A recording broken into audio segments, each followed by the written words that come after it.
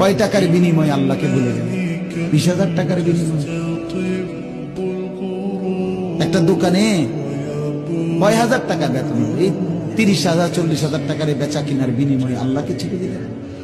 যুবক ভাই, তোমরা এই 12, 14, 20,000 টাকার একটা মোবাইলের কাছে আল্লাহকে ছেড়ে দিলা। মাত্র 20,000 টাকায় তুমি ইমানদার বিক্রি হয়ে গেলা। ছি ছি, মোমেন তো এত কম দামে বেচা হয়, এত অল্প দামে তো বেচা হবার কথা না ভাই। মাত্র একটা 15-20,000 টাকা দামের মোবাইলের কাছে তো বিক্রি হয়ে গেল। নিজের ইমান, নিজের ইসলাম, নিজের আখিরাত, আল্লাহর সাথে সম্পর্ক, রাসূলের সাথে সম্পর্ক, ধর্মের সম্পর্ক, কোরআনের সম্পর্ক সব ছেড়ে দিলা, সব ভুলে গেলা। তুমি চেনো না আল্লাহ কি, রাসূল কি, আখিরাত কি। তুমি চিনছো শুধু মোবাইল, নারী, ছবি, নর্তকী, জিনা, ব্যভিচার, অসভ্য দৃশ্য, বন্ধুদের আড্ডা। না ভাই, এত কম দামে ইমানদার বিক্রি